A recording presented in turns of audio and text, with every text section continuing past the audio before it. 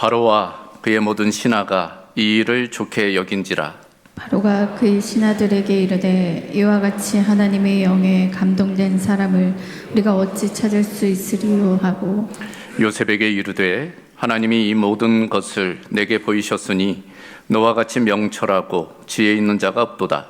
너는 내 집을 다스리라. 내 백성이 다 내게 명령을 복종하리니 내가 너보다 높은 곳은 내 왕자뿐이더라. 바로가 또 요셉에게 이르되 내가 너를 애굽 온 땅에 총리가 되게 하노라 하고 자기가 인장 반지를 빼어 요셉의 손에 끼우고 그에게 세마포 옷을 입히고 금사슬에 목에 걸고 함께 읽습니다. 자기에게 있는 버금 수레에 그를 태우매 무리가 그의 앞에서 소리 지르기를 엎드리라 하더라.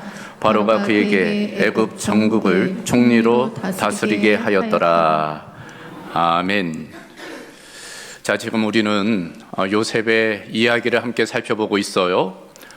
다양한 측면에서 우리의 성장과 성숙의 모델이 되는, 삶과 신앙의 모델이 되는 요셉을 함께 살펴보고 있습니다. 그의 삶의 여정은 고난과 역경의 연속이었어요. 그러나 하나님은 그 요셉과 늘 함께 하셨지요. 요셉은 또한 그 하나님을 신뢰하고 의지하였습니다.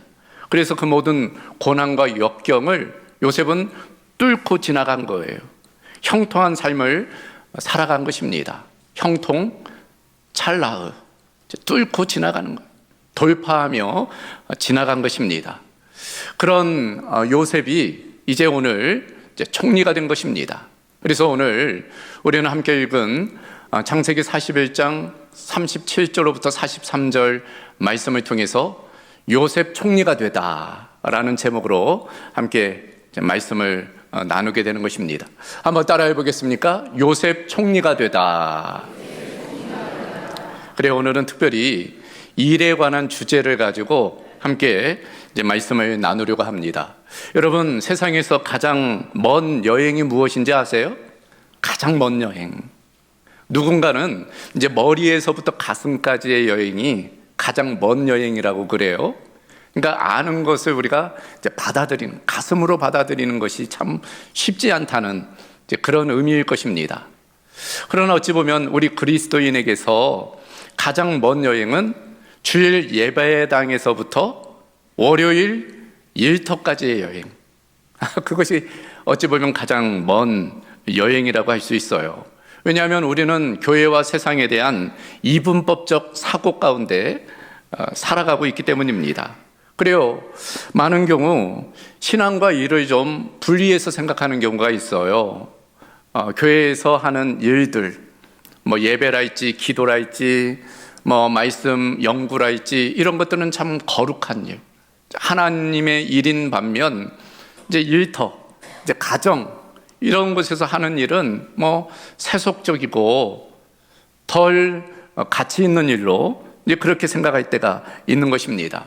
그래서 그렇게 주일에 뜨겁게 예배하고 찬양하던 많은 성도들이 이제 월요일에 이제 세상 일터로 갈 때는 참 무거운 마음으로 갈 때가 있어요.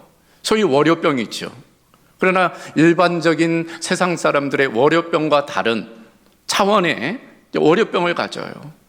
그러니까 이 세속적인 공간에서 어떻게 살아갈까 하는 고민, 그런 문제들을 안고 일터로 가는 경우가 많이 있는 것입니다. 그러나 사실 우리가 일견 생각해 보면 우리 인생의 대부분은, 우리의 삶의 자리는 가정과 일터예요. 교회에서의 시간은 얼마 되지 않습니다. 교회 주일 1시간 예배하고 이제 돌아가시는 분은 이제 168분의 1만 교회에서 활동하고 나머지 167시간은 세상에서 보내는 거예요. 가정이나 일터입니다. 가사노동, 또 직장에서의 노동, 그러므로 이런 일들에 대한 우리의 태도가 참 중요해요. 직장으로만 따져도 하루 8시간에서 10시간, 일주일 40에서 50시간 그 이상을 일하잖아요. 많은 시간을 일터에서 일한단 말이죠. 그런데 그 일터를 갈 때 마치 도살장에 끌려가는 그런 심정으로 간다면 참 그것만큼 안타까운 것도 없다. 그런 생각을 해보게 됩니다. 사실 이런 문제에 대한 정리는 이미 500여 년 전에 이미 정리가 된 바가 있어요. 바로 종교개혁가 마틴 루터를 통해서입니다. 마틴 루터가 이런 이야기를 한 바가 있습니다. 우유 짜는 하녀의 일과 길을 쓰는 청소부의 일이 기도를 하거나 설교를 하는 것만큼이나 하나님 보시기에 가치 있고 거룩한 일이다. 그러니까 교회에서 기도하고 예배하고 설교하고 이런 일들만큼이나 자신의 삶의 자리에서 하는 그 일도, 우유를 짜거나 길을 쓸거나 구두를 닦거나 이런 일도 참으로 고귀한 일, 거룩한 일이 될 수 있다. 그걸 말씀하고 있는 것입니다. 소위 직업 소명설이 우리 기독교가 가진 아주 탁월한 직업관이라고 할 수 있어요. 실제로 영어로 vocation이라는 단어가 있죠. 직업이라는 의미를 가지고 있습니다. 이 vocation이라는 단어는 라틴어 vocare에서 왔어요. 부르다라는 의미입니다. 그러니까 하나님께서 우리를 불러서 놓은 자리, 그것이 바로 일터라는 거예요. 그래서 이 vocation이라는 단어는 직업이라는 의미와 동시에 소명이라는 의미가 있어요. 우리의 일터가 하나님께서 부르신 소명의 자리일 수 있다는 것입니다. 그런 측면에서 우리 그리스도인은 세상 사람들과 다른 일에 대한 관점, 태도가 필요해요. 다른 시각으로 일을 접근해야 되는 것입니다. 그런 측면에서 우리에게 좋은 모델이 되는 것이 바로 본문 속 요셉이에요. 요셉은 한 번도 선지자라는 이름, 칭호를 듣지 않았습니다. 제사장이라는 칭호도 듣지 않았어요. 그는 때로는 노예였고 때로는 감옥의 죄수였으며 오늘은 애굽의 총리가 됩니다. 그러니까 그는 한 번도 소위 거룩한 일이라고 불리우는 그 장소에서 일하지 않았어요. 그럼에도 불구하고 그는 놀라운 하나님의 일을 한 일터 사역자였음이 분명합니다. 그의 일터가 곧 성소였던 것이 분명해요. 그런 측면에서 오늘은 우리 요셉을 통해서 우리가 일에 대해서 어떤 태도, 관점을 가져야 되는지, 그리고 그 일의 목적을 어디에 두어야 되는지를 함께 살펴보려고 합니다. 그게 세 가지를 함께 살펴볼 거예요. 그 첫 번째는 하나님 앞에서 정직하게 일해야 된다는 것입니다. 일의 아주 근원적인 태도예요. 먼저 그 일을 대할 때 하나님 앞에서 정직하게 일해야 된다는 거예요. 여기 하나님 앞 계속 살펴보는 이제 코람데오, 하나님 앞에 있다는 그런 신전 의식을 가지고 일해야 된다는 것입니다. 사실 요셉 인생을 관통하는 단어는 이 단어 코람데오였어요. 늘 하나님 앞에 있었습니다. 늘 항상 하나님 앞에 있다라는 마음으로 모든 일을 행했던 인물, 그가 바로 요셉이에요. 그런 요셉을 이제 사람들이 인정하는 거예요. 그래서 그 보디발의 집에 있을 때 어떻게 합니까? 보디발이 그 모든 재반 업무를 요셉에게 맡기는 거예요. 창세기 39장 4절과 6절입니다. 이렇게 되어져 있어요. 요셉이 그의 주인에게 은혜를 입어 섬김에 그가 요셉을 가정 총무로 삼고 자기의 소유를 다 그의 손에 위탁하였다. 맡겼다는 거예요. 더불어 6절에 보면 주인이 그의 소유를 다 요셉의 손에 위탁하고 자기가 먹는 음식 외에는 간섭하지 아니하였더라. 믿고 맡겼다는 거예요. 살펴볼 필요도 없었다는 것입니다. 이때만 아니죠. 감옥에 갇혔을 때도 마찬가지입니다. 간수장의 옥중 죄수를 다 요셉의 손에 맡김으로 그 재반 사물을 요셉이 처리하고 간수장은 그의 손에 맡긴 것을 무엇이든지 살펴보지 아니하였다. 소위 요셉은 미들맨이었다는 거예요. 믿고 맡길 수 있는 사람이었다는 것입니다. 어떻게 그럴 수 있었을까? 바로 요셉의 정직성 때문이에요. 오늘 본문에서도 마찬가지입니다. 38절을 보면 바로가 그의 신하들에게 이르되 이와 같이 하나님의 영에 감동된 사람을 우리가 어찌 찾을 수 있으리요. 그 애굽 왕 바로조차도 이 요셉을 지금 인정하고 있는 거예요. 그는 하나님의 영에 감동된 사람이다. 하나님 앞에서 정직하게 살아가는 사람이다. 그러니 총리를 맡길 수 있겠다. 그 총리의 직을 이 요셉에게 맡긴 것입니다. 이처럼 요셉의 삶의 태도는 하나님 앞에서의 정직이었어요. 누가 보는가 보지 않는가가 중요하지 않았습니다. 주인님 보디발이 보는지 보지 않는지가 중요하지 않았고, 간수장이 지켜보느냐 지켜보지 않느냐가 중요하지 않았어요. 늘 자신은 하나님 앞에 있다라는 그런 코람데오의 마음으로 최선으로 일을 대한 것입니다. 우리도 마찬가지예요. 누가 보든 보지 않든 자기 있는 자리에서 정직하게 마치 하나님 앞에 서 있는 것처럼 일해야 됩니다. 그래요, 우리가 여의터에서 수많은 도전 유혹이 있어요. 조금만 타협하면 많은 이익을 남기는 일이 있습니다. 조금만 눈 감으면 이익이 되는 일들이 있어요. 침묵하면 편해지는 그런 일들이 있어요. 편법도 있고 관행도 있고, 그런 일들로 때로는 탈세도 하고 법인카드도 유용하고 근무일지도 조작하고 쉽게 그렇게 부정직하게 살아가려는 유혹이 우리 가운데 있는 것입니다. 어떻게 그런 유혹을 우리가 이겨낼 수 있을까? 사람들의 관점은, 기준은 들키지 않으면 괜찮다예요. 그러나 우리의 기준은 하나님 앞에서 바른가인 것입니다. 그런 측면에서 우리는 일과 관련해서 가정이나 일터에서나 정직하게 일하는 것이 필요해요. 늘 하나님 앞에 있다라는 마음으로 일해야 되는 것입니다. 그래서 이런 이야기가 있어요. 어떤 그리스도인 빵집 주인이 늘 아침 일찍 빵을 만들 때 먼저 기도하고 그 빵을 만들더라는 거예요. 그것을 알고 있는 지인이 물어보는 것입니다. 아니, 기도하고 빵을 만들면 빵이 더 맛있어지냐? 너는 왜 꼭 기도하고 그렇게 빵을 만드느냐? 그때 이 주인이 대답하는 거예요. 기도한다고 빵이 더 맛있어지지는 않아. 그러나 기도하면 하나님이 내 앞에 있다라는 그런 생각이 들어. 그러면 밀가루도 더 좋은 밀가루를 쓰게 되고, 반죽도 한 번 더 반죽하게 되고, 내가 최선을 다하게 돼. 정성을 다하게 돼. 그러다 보면 이 빵이 맛있어져. 그래서 사람들이 우리 빵을 좋아하는 거야. 하나님 앞에서 정직한 사람의 모습이라고 할 수 있어요. 그래요. 그래서 테레사 수녀가 그런 이야기를 했어요. 하나님은 부엌에도 계시고 공장의 기계 소리 사이에도 계신다.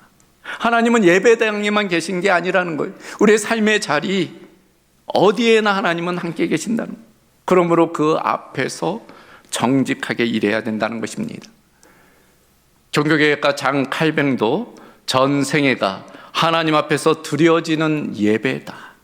그저 주일에 예배당에서 하는 이 예배만 예배가 아니라 우리의 전생에, 우리의 삶의 자리, 우리의 가정이나 일터에서 행하는 모든 일이 하나님 앞에서 드려지는 예배일 수 있다는 거예요.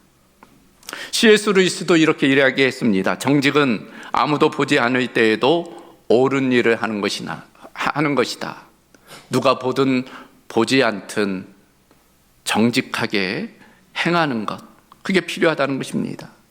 여러분, 물론 정직하다고 당장 성공이 보장되지 않아요. 그러나 분명한 것은 정직한 사람에게 하나님이 임재하시고 동행하십니다. 요셉이 그걸 보여주잖아요. 요셉이 정직하게 행하였으나 오히려 감옥에 들어가게 돼요. 그러나 오늘 우리는 이 요셉이 결국 총리가 된 것을 알 수 있습니다. 결코 하나님이 그 요셉을 버리지 않으셨기 때문이, 정직한 요셉과 함께 하셨기 때문인 것입니다. 그래서 어느 기업인이 그런 이야기를 한 바가 있어요. 성공은 당신을 높여주지만 정직은 당신을 지켜준다. 그래요. 편법을 통해서, 빠른 길을 통해서 성공해서 높이 올라가면 그 속도만큼 빨리 떨어지게 되어 있어요. 그러나 정직하게 행하면 그 삶이 안정되게 되어 있는 것입니다. 그런 측면에서 정직은 느려 보이지만 결국 가장 안전한 길이, 빠르지는 않지만 바른 길입니다. 그래서 서양 격언에 이런 말이 있어요. Honest is the best policy. 정직이 최고의 방책이다. 그 어떤 것보다 정직이 최고의 방책이라는 거예요. 삶의 지혜인 것입니다. 중요한 것은 이와 같은 정직은 하루아침에 만들어지지 않는다는 거예요. 삶의 태도이기 때문입니다. 하나의 습관이기 때문이 어려서 정직할 때 커서도 정직하게 돼요. 그래서 가정에서 자녀에게 무엇보다도 이 정직을 잘 가르쳐야 됩니다. 작은 일에 정직할 때 큰 일에도 정직하게 돼요. 하나님의 일에 정직할 때 세상 일에도 정직하게 됩니다. 그 반대도 마찬가지. 세상 일에 정직한 사람이 하나님의 일에도 정직하게 돼요. 정직이 하나의 삶의 태도이기 때문입니다. 그런 측면에서 우리는 무엇보다도 하나님 앞에서 정직해야 할 것입니다. 한번 따라해 보겠습니까? 하나님 앞에서 정직하게 일해야 합니다.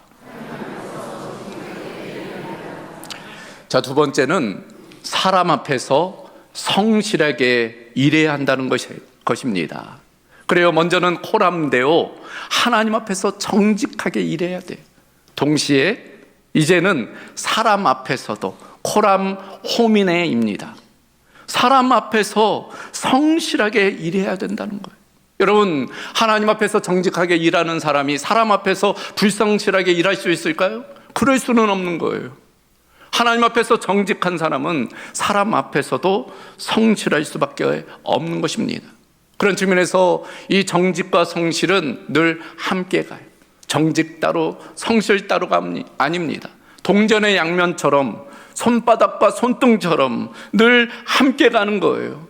그래서 그런 사람은, 하나님 앞에서 정직한 사람은 사람 앞에 성실하게 되고, 그런 사람들은 하나님이 인정할 뿐 아니라 사람들도 인정할 수밖에 없는 것입니다.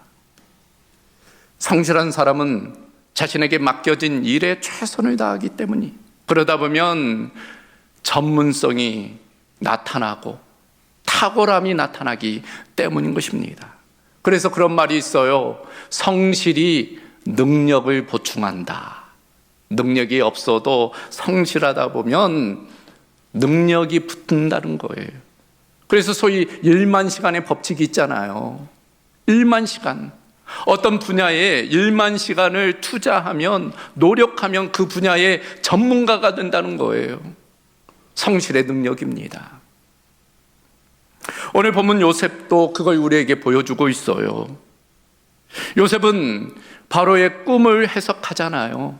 7년 풍년과 7년 흉년에 그 꿈을 해석합니다. 그런데 해석으로만 끝나지 않아요. 그에 대한 방책을 바로에게 이야기합니다. 어떻게 하면 이 문제를 해결할 수 있는지 대책을 마련해 주는 거예요. 그 결과로서 오늘 본문 38절 이하에 보면 바로가 그의 신하들에게 이르되 이와 같이 하나님의 영에 감동된 사람을 우리가 어찌 찾을 수 있으리요 하고 요셉에게 이르되 하나님이 이 모든 것을 내게 보이셨으니 너와 같이 명철하고 지혜 있는 자가 없도다 하며 이 요셉을 총리로 세운 거예요. 그리고 요셉이 그 애굽 전역을 다스리게 된 것입니다. 하나님께서는 이 요셉에게 지혜를 일깨워 주셨고, 이 요셉은 그 지혜를 가지고 이 어려운 시대를 극복할 수 있는 방책을 내놓은 거예요. 그러니까 요셉은 이 애굽에 대해서 너무 잘 알았고, 경제, 농사, 행정 이런 부분의 전문성을 지금 가지고 있었던 거예요. 그 결과로서 총리가 될 수 있었던 것입니다. 성실함의 결과라고 할 수 있습니다. 그래서 마틴 루터가 이런 이야기를 했어요. 구두 수송공에게 이렇게 권면했습니다. 그리스도인 구두 수송공의 의무는 구두에 십자가를 그려 넣는 것이 아니라 가장 튼튼하고 좋은 구두를 만드는 것입니다. 그저 구두를 만들면서 그냥 기도하고, 기도도 필요하지만 그 분야의 전문성을 나타내야 된다. 그 신발을 신는 사람이 편안하게 신을 수 있도록 튼튼하게 그 구두를 잘 만드는 것, 그것이 우리 그리스도인에게 주어진 사명이라는 것입니다. 그러므로 성실함은 단순히 부지런함으로 끝나는 것이 아니라 그 일을 통해서 다른 사람에게 유익을 끼치는 사랑의 수고라고 할 수 있어요. 그래서 극작가이자 기독교 영성가인 도로시 세이어즈가 이런 말을 했습니다. 일을 대충 하는 것은 하나님께 드리는 예배를 모독하는 것과 같다. 일을 대충 하는 것, 불성실하게 하는 것, 그것은 마치 하나님께 드리는 예배를 모독하는 것과 같다는 거예요. 그 자리가 일을 통해서 하나님께 예배하는 예배의 자리이기 때문이라는 것입니다. 그러므로 우리 그리스도인들은 자기의 삶의 자리, 가정에서도 또 일터에서도 한 사람의 그리스도인으로 성실함으로 그 일에 최선을 다해야 됩니다. 직장에서 그냥 내가 그리스도인이네 이야기하는 것으로 끝나지 말고, 그냥 직장 책상 위에 성경책 놓는 것으로 끝나지 말고 자기에게 주어진 일에 최선을 다하는 거예요. 어떤 일을 맡기면 기한 안에 그걸 잘 끝내는 거죠. 완벽하게 그 일을 마무리하는 거예요. 시간도 철저히 지키는 겁니다. 약속도 잘 지키는 거예요. 그걸 통해서 사람들에게 다른 모습을 보이는 것입니다. 이와 같은 성실도 정직과 마찬가지로 하나의 습관이에요. 하나의 삶의 태도입니다. 그래서 어려서 성실한 사람이 커서도 성실하게 돼. 작은 일에 성실한 사람이 큰 일에도 성실하게 됩니다. 달란트 비유가 그걸 보여주잖아요.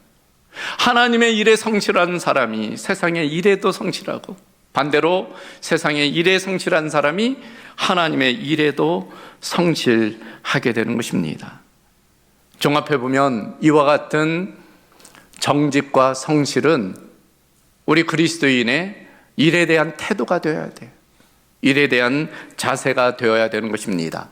이와 같은 정직과 성실을 한 단어로 영어로 표현한다면 sincere라고 할 수 있겠어요. 이 sincere라는 단어가 정직한, 성실한 이라는 의미를 담고 있어요. 그런데 여러분, 이 sincere라는 단어도 라틴어에서 왔어요. 두 단어의 합성입니다. 시네 세레, 시네는 없다, 세레는 밀랍, 밀랍이 없다라는 뜻이 이 sincere, 정직한, 성실한의 근원이, 어원입니다. 왜 이런 의미가 정직한, 성실한의 기원이 되었을까? 여러분, 이 당시에 이제 어떤 그릇이나 조각상을 만들 때 오랜 시간이 걸리잖아요. 근데 실수로 이게 금이 간 거예요. 깨져버린 겁니다. 그러면 이걸 다시 만들려면 오랜 시간도 걸리고 비용도 걸리고 노력이 들어가잖아요. 그래서 어떻게 하냐면 편법으로 밀랍을 거기다 붙이는 거예요. 밀랍으로 두 개를 붙여놓는 겁니다. 그러면 깜짝 같다는 거예요. 문제는 시간이 지나면 밀랍이 녹아내리는, 그래서 떨어져 나간다는 것입니다. 그래서 정직한, 성실한 것은 밀랍이 없는, 그것이 정직한 성실함이라는 것을 이야기하는 것입니다. 그런 측면에서 우리가 사람 앞에서도 성실하게 일해야 되는 것입니다. 한번 따라해 보겠습니까? 사람 앞에서 성실하게 일해야 합니다. 마지막 세 번째, 이제 결론입니다. 그것은 세상 앞에서 하나님의 영광을 위하여 일해야 한다는 것입니다. 그래요, 여러분, 앞서 살펴본 두 가지, 하나님 앞에서의 정직과 사람 앞에서의 성실은 일에 대한 태도라고 할 수 있어요. 그러나 이 마지막 세 번째는 일의 목적입니다. 우리의 일의 이유예요. 그것은 바로 세상 앞에서 호람 문도이죠. 바로 이 세상 앞에서 하나님께 영광을 올려드리는 거예요. 요한일서 2장 16절에 보면 이런 말씀이 나와요. 이는 세상에 있는 모든 것이 육신의 정욕과 안목의 정욕과 이생의 자랑이니 다 아버지께로부터 온 것이 아니요 세상으로부터 온 것이라. 이 말씀은 세상 사람들이 추구하는 삶의 방향이 나와 있어요. 삶의 목적이 나와 있습니다. 오늘 주제에 따르면 세상 사람들이 일하는 이유가 무엇이냐? 그것은 바로 육신의 정욕, 안목의 정욕, 이생의 자랑 때문이라는 거예요. 그걸 한 문장으로 바꾸면 자기 영광입니다. 자기 영광을 위해서 일하는 거예요. 다른 사람들로부터 인정받고 싶어서, 자기가 좀 안정되기 위해서, 권력을 쥐고 다른 사람을 통제하기 위해서 일하는 거죠. 성공하기를 원하는 것입니다. 그러나 우리 그리스도인의 일의 목적은 달라야 된다는 거예요. 그것은 곧 하나님의 영광입니다. 하나님의 영광을 위해서 일하는 거예요. 그래서 고린도전서 10장 31절을 보면 그런즉 너희가 먹든지 마시든지 무엇을 하든지 다 하나님의 영광을 위하여 하라.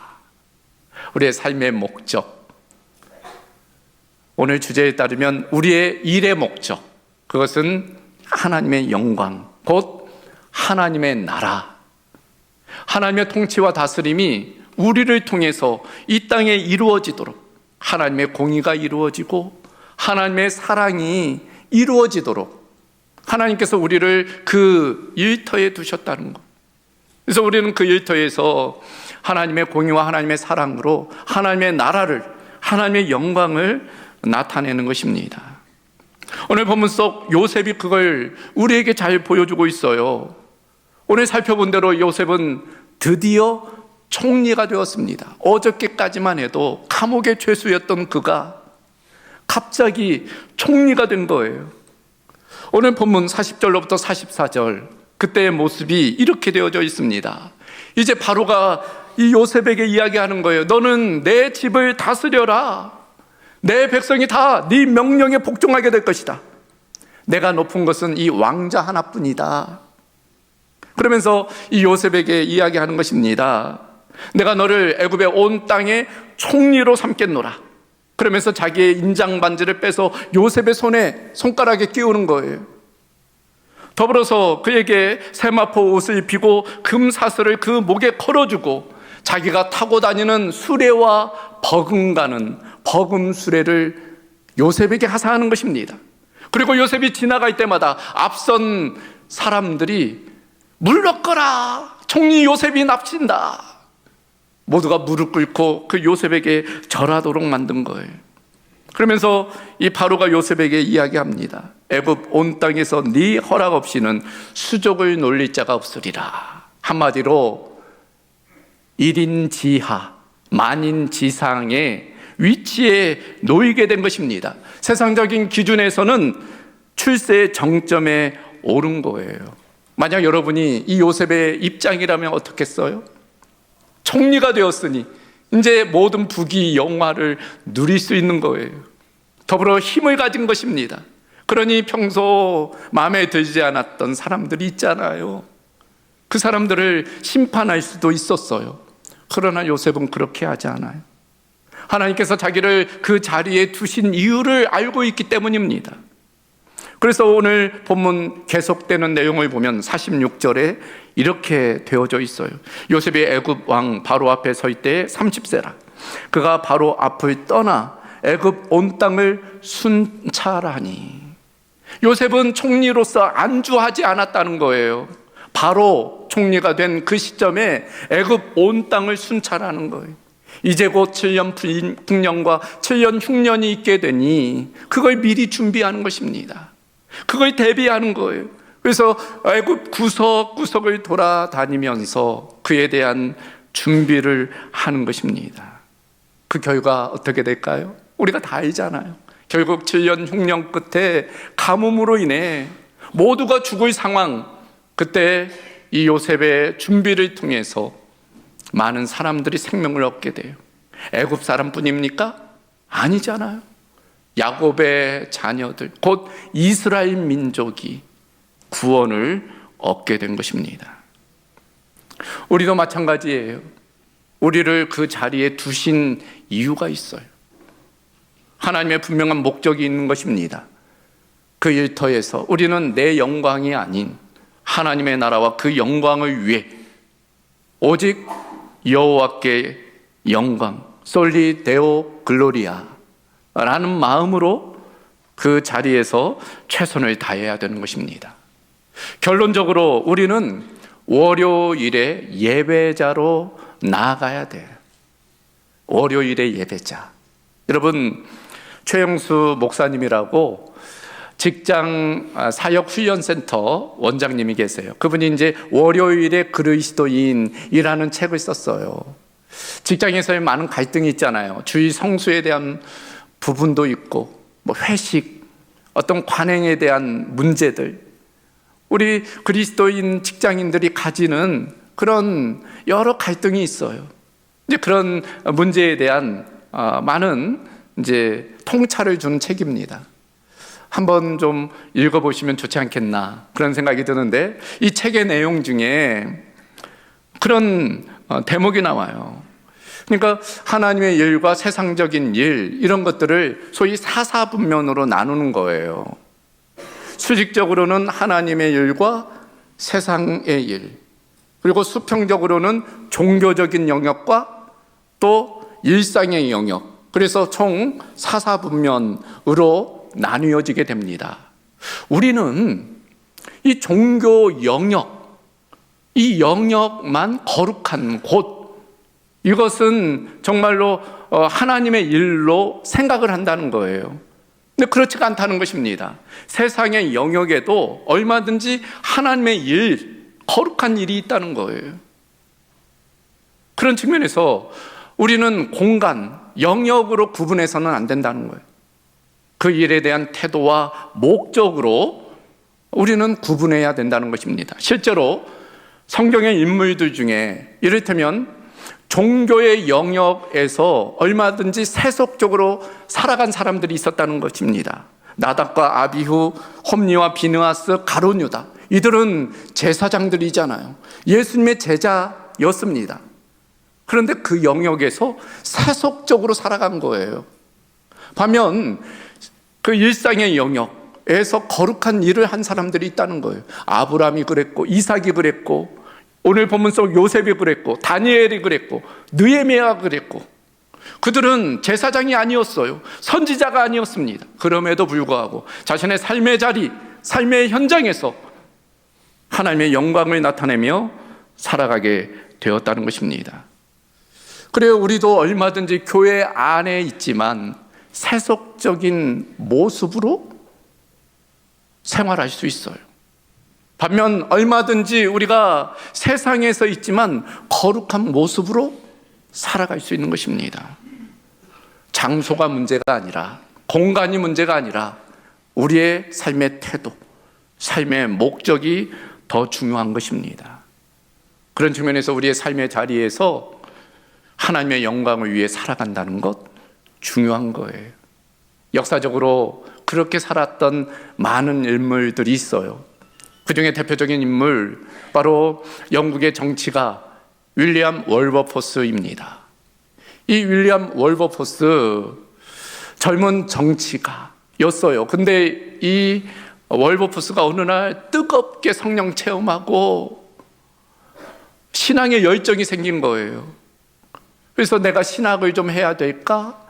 이제 그런 생각을 가진 겁니다. 그때 마침 존 뉴턴이라는 목사님이 이 월버포스를 보니까 이 사람은 목회자의 길보다는 지금 있는 그 정치의 길이 그의 소명인 것을 알게 됐어요. 그래서 권면합니다. 월버포스에게 이야기하는 거예요. 하나님은 당신을 정치인으로 부르셨습니다. 그 자리에서 노예 폐지를 위해서 싸우십시오. 그것이 하나님께 영광을 올려드리는 것입니다. 이 월버포스가 그 존 뉴턴의 말을 받아들였어요. 그리고 그 정치의 영역에서 영국의 노예 폐지를 위해서 힘써 싸웠습니다. 결국 노예 폐지를 이루게 되었어요. 여러분, 하나님의 영광은 예배당에서만 드러나는 것이 아니에요. 우리의 삶의 현장, 삶의 자리, 가정과 일터에서 얼마든지 하나님의 일이, 하나님의 영광이 나타날 수 있습니다. 가정에서 하는 일들이, 일터에서 하는 일들이, 정치인은 정치인들, 경영인은 경영인들, 공정한 판결 속에, 정직한 경영 속에, 따뜻한 돌봄 속에서, 책임 있는 행정 속에서 얼마든지 하나님의 일을 이루어갈 수 있는 것입니다. 그런 측면에서 우리는 세상 앞에서 다른 모습으로 살아가야 할 것입니다. 한번 따라해 보겠습니까? 세상 앞에서 하나님의 영광을 위해서 일해야 합니다. 그런 은혜가 우리 모두 가운데 있기를 주님의 이름으로 소망합니다. 오늘 말씀을 정리합니다. 요셉은 교회 안에서 활동한 위대한 인물이 아니었어요. 그는 낯선 애굽 땅에서, 때로는 가정에서, 때로는 감옥에서, 때로는 애굽에서 노예로, 죄수로, 총리로 일했던 인물입니다. 자리만 바뀌었지 그의 삶의 태도는 한결같았어요. 하나님 앞에서의 정직입니다. 사람 앞에서의 성실이 그 모든 일들을 통해서 하나님께 영광을 올려드렸습니다. 우리도 마찬가지입니다. 우리의 삶의 자리가 어디든지, 가정이든 일터이든 그 삶의 자리에서 하나님 앞에서 정직하게 행하는, 사람 앞에서 성실하게 일하는 것입니다. 그리고 그 모든 목적이 하나님의 영광, 하나님의 나라가 되어야 할 것입니다. 우리의 일이 하나님의 소명으로 바뀔 때 그 자리가 예배의 자리로 바뀌게 될 줄로 믿습니다. 그런 은혜가 우리 모두 가운데 있기를 주님의 이름으로 소망합니다. 하나님 감사합니다. 오늘 비로소 요셉이 총리가 되게 되었는데 그 과정에서 요셉이 하나님 앞에서 정직하고 또 사람 앞에서 성실함을 통해 총리가 되었고, 결국 그 일을 통해 하나님의 영광을 나타낸 것을 보게 됩니다. 우리도 어떤 상황, 어떤 환경에 있든지 하나님과 사람 앞에 정직과 성실로 하나님의 나라를, 하나님의 영광을 나타내는 삶이 되게 하여 주시옵소서. 모든 것 주께 탁하오며 우리 주 예수 그리스도의 이름으로 기도하옵나이다. 아멘.